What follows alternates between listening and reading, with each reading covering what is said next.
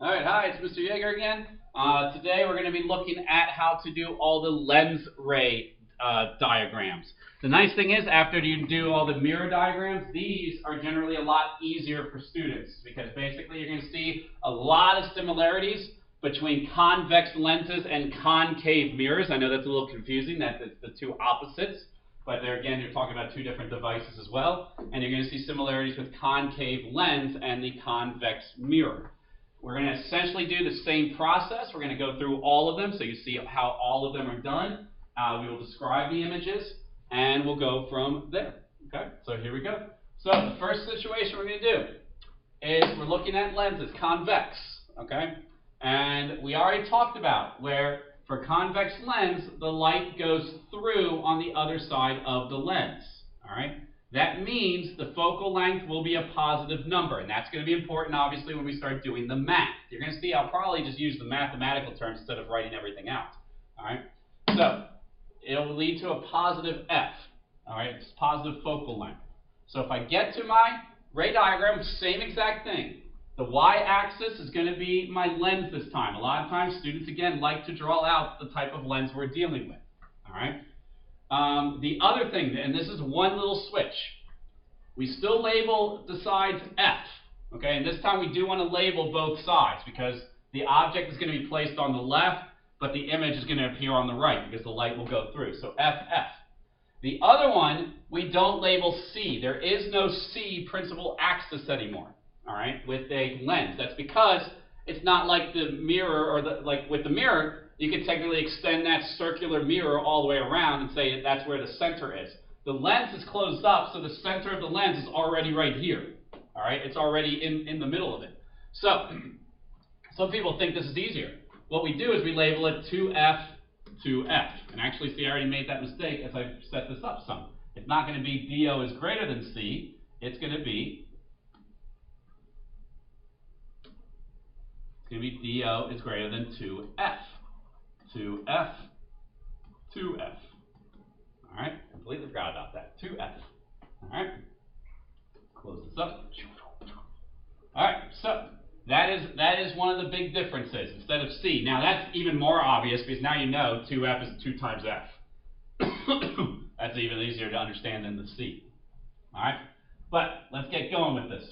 So my first example is what happens when DO is greater than 2F, when it's really far out here.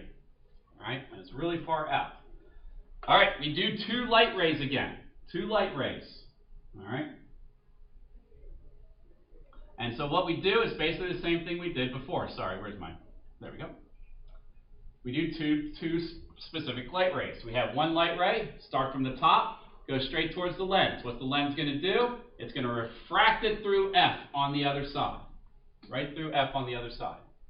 Then we basically do the opposite. We run from the top of the object through F on our side, hit the lens, and this one's going to go perfectly straight. We should basically create this diamond shape. That is correct.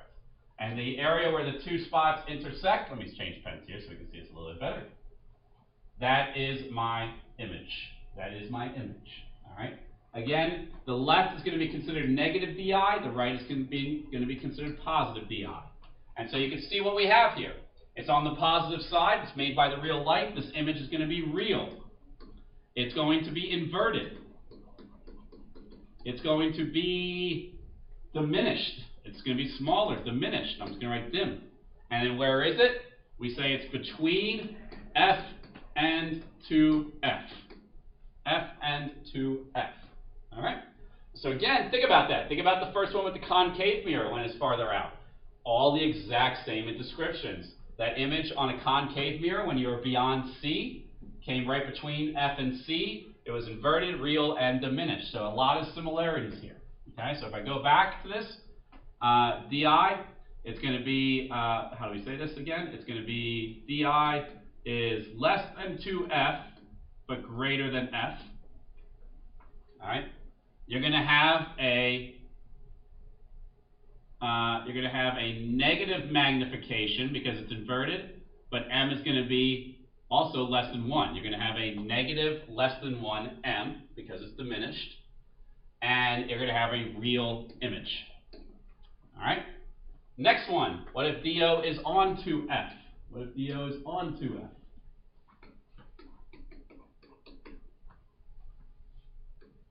All right. Oh, too fast. DO is onto F. F, F, to F, to F. Straight at the lens. Again, this is convex. This is convex lens, so it will bend through to the focal point on the other side.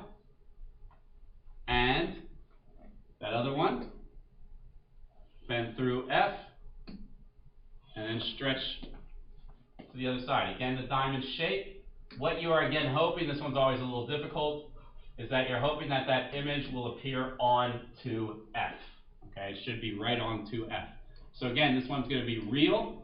This is going to be inverted. It's going to be same size. And it's going to be onto F. All right, go back to my chart. It's going to be DI equals 2F. You're going to have a negative magnification because it's inverted, but M will equal 1. So this is going to be -1. It's also going to be real. All right. What if you are between 2F and F?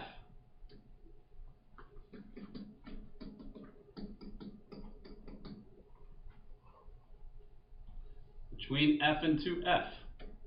You draw that first line completely parallel through F on the other side. Second one, through F on this side. Oh, I might have to extend the other one. Straight across.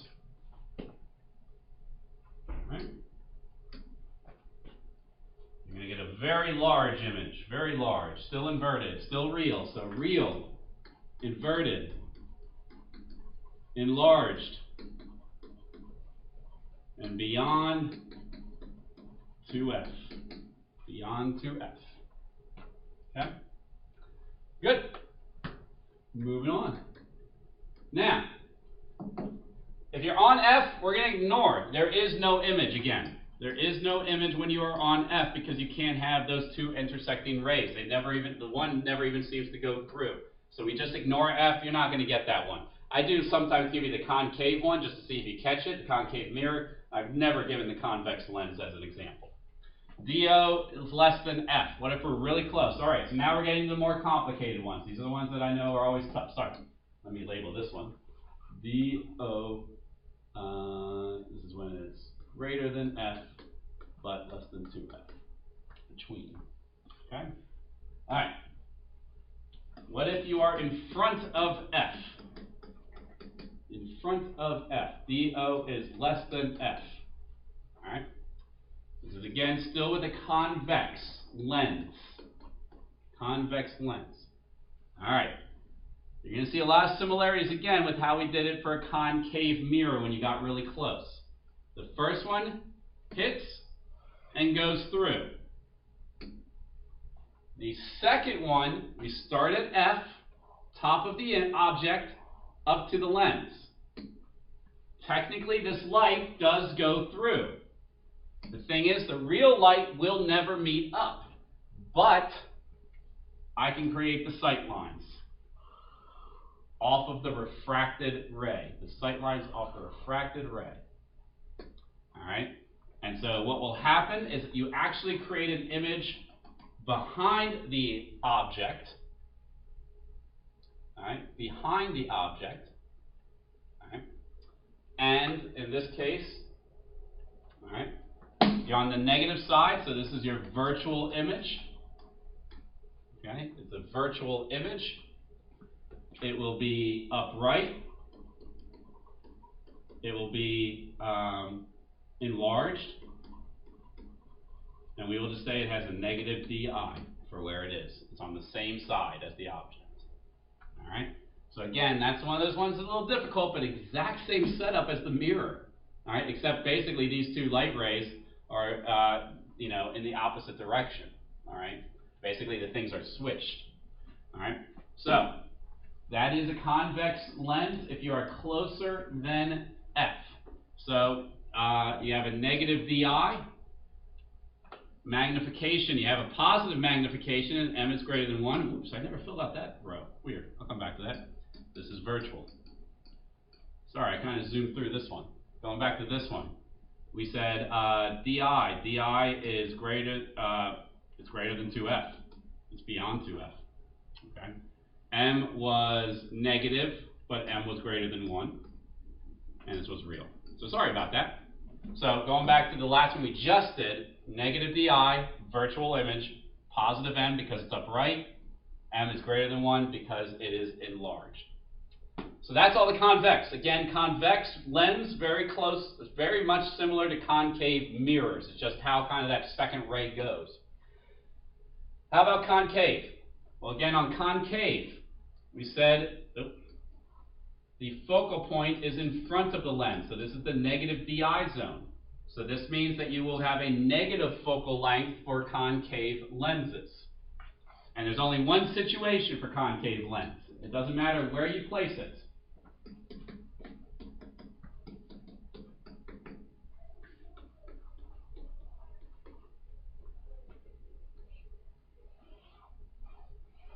Draw it out so we see it a little bit better. So I'm going to place my object right here. All right. What will happen with the concave lens? The concave lens. All right. So here we go. With the concave lens, you come straight at it. But again, it's going to diverge away from F. So basically, I need to draw a sight line already back to F from where I hit it. This is coming back. Oh no. Keep it there. Come on back. All right. There's a sight line. All right. Because the refracted ray is going to go up and through with that, based on that line. It's going to refract away from the focal point, focal length. All right. The second one, the second ray, again, very similar to the last situation. What you basically have to do is you have to line up the top of the object all the way to the F on the other side. The whole point of this is just to find where it hits the lens. Where it hits the lens, right there. Okay? Because now, at that point, the light does not keep going to F. The light will refract, and will refract perfectly straight, like this. Okay, sorry about all the color changes. The light will refract. I'm going to actually change that so we can keep this consistent. The light will refract and go perfectly straight. What can we do, though? We can bring a sight line back from that, and where the two sight lines intersect, that is where your image is. Okay? That is where your image is. All right, so again, we use the focal point to help us figure out where the light is diverging, and basically when we're doing that, we find one sight line. The part that obviously a lot of people forget, we have to have this imaginary line. Obviously over here, this line doesn't actually exist. You could technically erase that. We just want to find where it hits the lens, let it bounce or refract straight, bring that sight line back with it. So this would be a virtual image, upright, diminished, and negative di. So if I go back, let's finish up my chart. I'll have a negative di. I'll have a positive m, but m will be less than 1, and it will be a virtual image. A virtual image. All right. So that's it. That's all of the ray diagrams. For the math, I don't need to go over it like I talked about when I talked about the math earlier. You're using the exact same formulas. You're doing 1 over f equals 1 over do plus 1 over di to find the image distance, and magnification is still negative di over do, which equals hi over ho. So if you have a problem, this is what, when you read these problems, what you need to do is obviously, I usually give you the height I usually give you the object distance, and then you usually given either the focal point, C, or 2F. You've got to make sure you read carefully, especially on the test. All right? You need to know, is it talking about a concave mirror? Is it talking about a convex mirror? Does it say concave lens? Does it say convex lens? All right? Obviously, there's nice patterns. I'm hoping that you obviously pick up on all of the patterns and see how this all works, and that all these problems are then done very similarly. The math for all of them is the same. You just got to make sure which scenario are you going to be using when you have to draw your ray diagram. All right? That's it for this one. Thank you.